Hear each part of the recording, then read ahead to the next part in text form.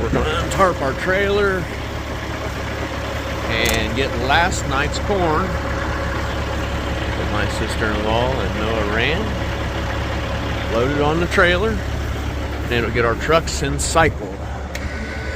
We're going to run 4 semis, I'm guessing in 30-minute drive each way. So it's going to be pushing us to keep the combine rolling. Might have some extra help showing up, we'll see. Should be an interesting day. Don't want to forget my tarp.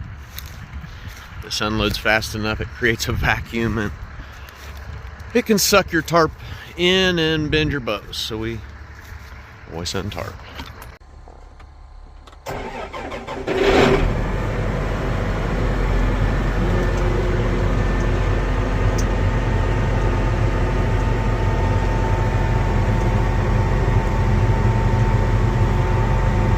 There's 60,000 pounds on. It's a little much, but we can take most of that. 56,000 pounds is 1,000 bushels in corn, and that's a semi-load. And once again, you knew I was going to say that again. With that much weight, we don't go driving around the field, especially with this soft, just far enough off the road to deter vandalism. You don't park right against the side of the road. And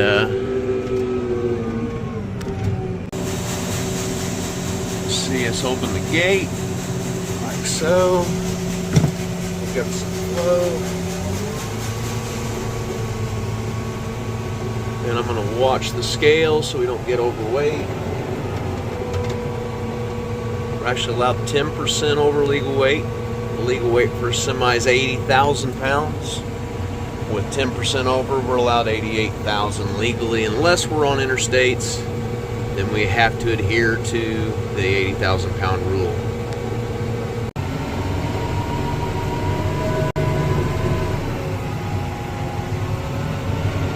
We don't want to make any messes. It's too early to shovel. Now, we do this quite a bit. Neighbors are going by.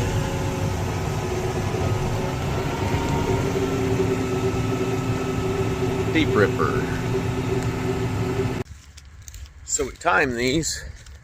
I'll be bringing the load that we ran onto the cart last night after dark home, and the guys right now are getting the fuel trailer and they'll be bringing it up. Also, we're doing things around the dryer, dumping the other semis, and then they'll come up while I'm bringing this back and we can get started a little faster. At least that's the goal.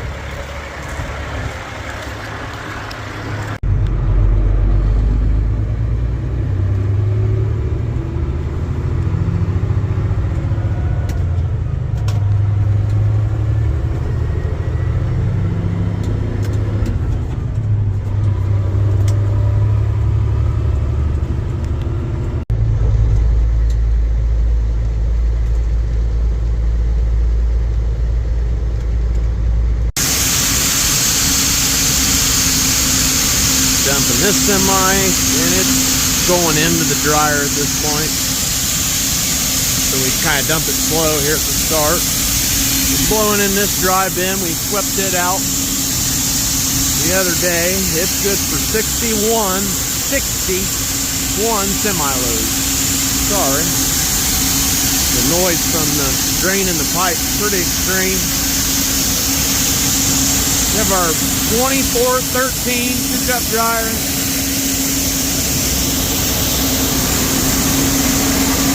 Fans on the back side.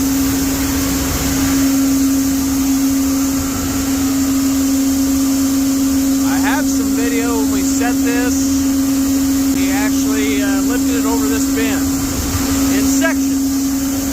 I'll have to see if I have that video. Anyway, we've got both blowers hooked up and running. Corn 21.5% moisture. We're drying it to 15. It has dried some while we've been back on beans. So this will allow us to run pretty fast. hopefully a good day of shelling.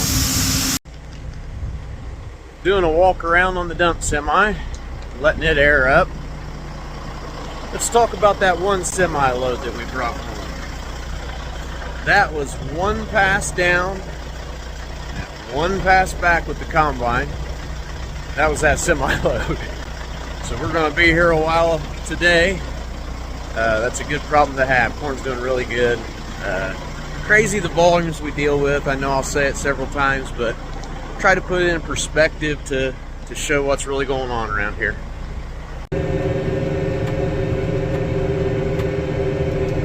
Combine's full at the other end. I don't think they can quite make a pass. They can get close. There he is at the end. We'll be there shortly. So in corn, you're just pretty much full all the time when you run the 12-row head or bigger head. For us, we run a 12-row. These are half-mile rows we're in, and keeps a grain cart guy busy. Really good corn here.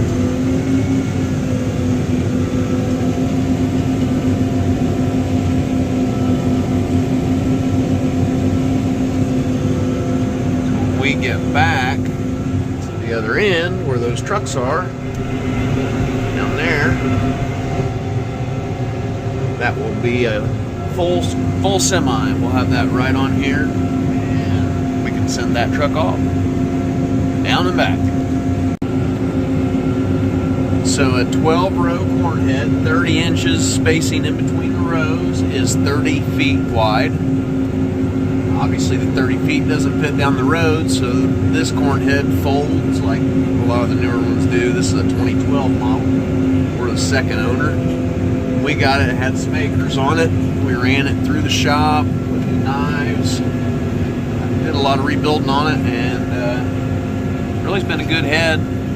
Always do the routine maintenance, run the deck plates, change your gearbox oils. You take care of it, it takes care of you. So you can see right there, we're starting to show. Now the grain cart, it's got a lot of room past that.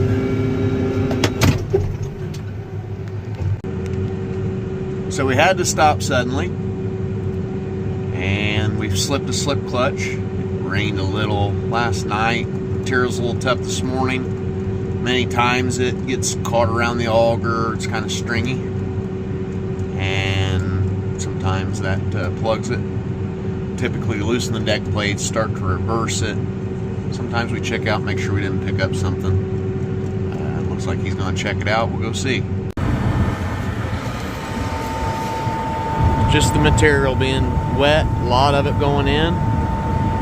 Slipped the clutch, and still slips the clutch. So on camera, we lost the slip clutch and the auger.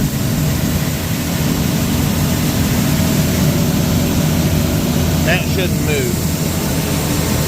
So the PTO shaft turns, the chain turns, the auger does not turn. So we're going to have to do some surgery. The auger on that doesn't have it. So here's the slip clutch off that drives the auger. It snapped this shaft off. The only way to get it out is all of this comes off, the hangers, and then this whole piece of auger has to come out. I guess that's next. Until then, we are down.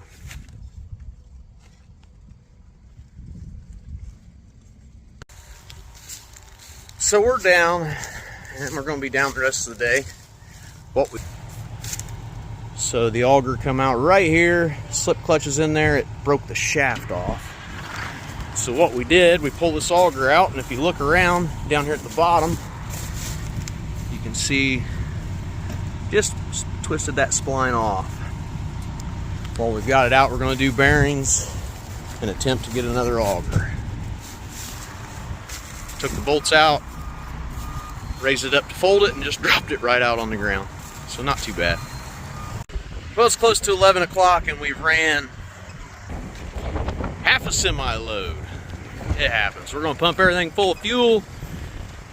Parts, the auger part's gonna be next week. 4 or 5 days actually. So we're calling around, trying to find a head we can maybe demo or rent, so we can continue, and we'll fix ours next week. Right now, combine's thirsty. We're gonna give it a drink. Our John Deere dealer just called. He found a head. Bam! So they're getting it ready. We're gonna get our head trailer and go to the dealer. We're gonna have them load that up for us. It's a John Deere head, so it shouldn't be too bad. I think it's a 12-row folder. We'll go see. We'll go to the dealer and I'll update you guys. Let's get this thing loaded up. Here's our other head trailer. It's an Unverferth Roadrunner 542, so another 42 foot long. And our Cornhead's only 30 feet, but it was a fire sale at an auction, so we bought this for the Cornhead. Now, as soon as we put the Cornhead on the trailer, we can haul it to the combine and pick it up. But after we get it on the combine, a folding head, we can drive it down the road when we fold up. So that makes things kind of nice. Here we are at Reynolds, our John Deere dealer. They're running this 2017 612 FC folding head. We're going to use this for a few days while ours is down if it works out.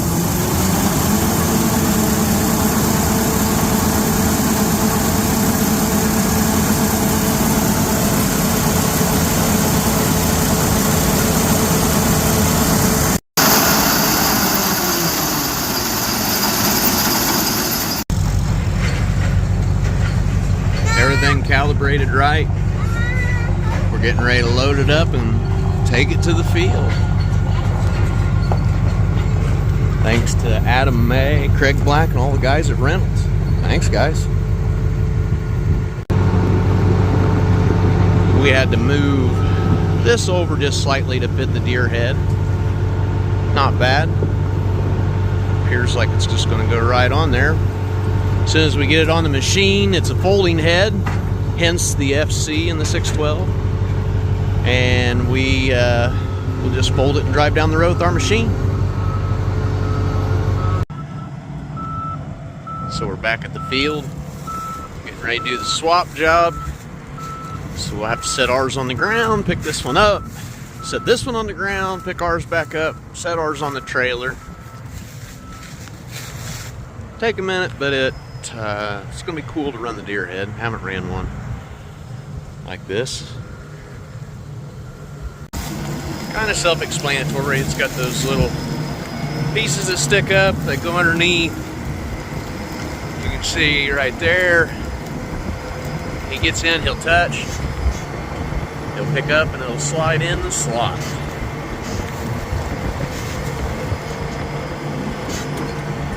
Just like that.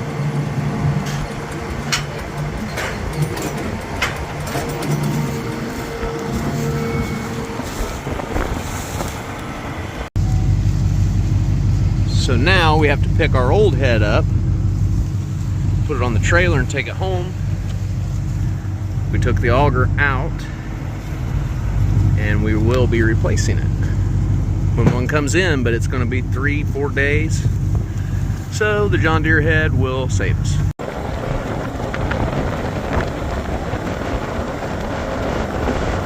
Round of calibration. Each time you put a different head on the machine, you gotta go through all the calibration procedures. Seems like a really nice setup.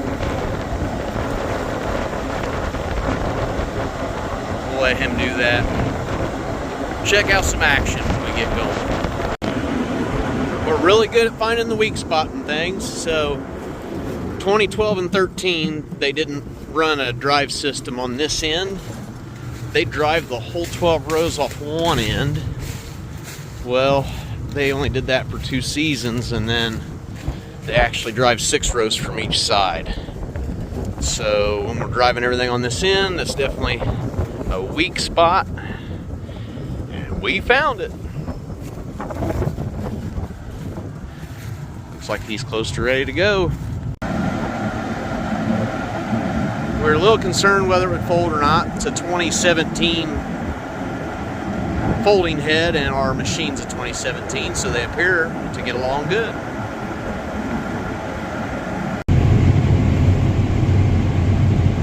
Rolling with the Deere head for the first time. No opinion yet. Just glad to be shelling corn.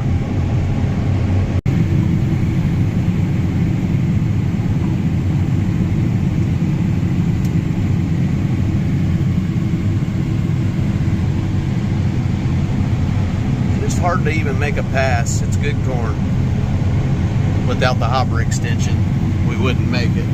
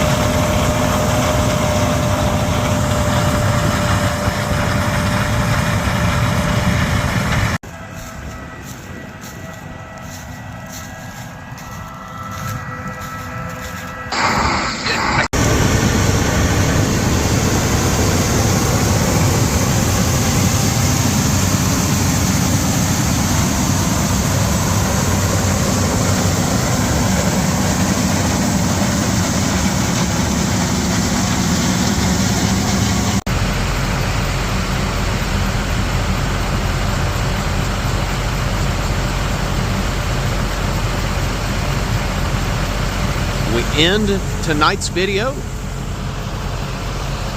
Now the harvest moon.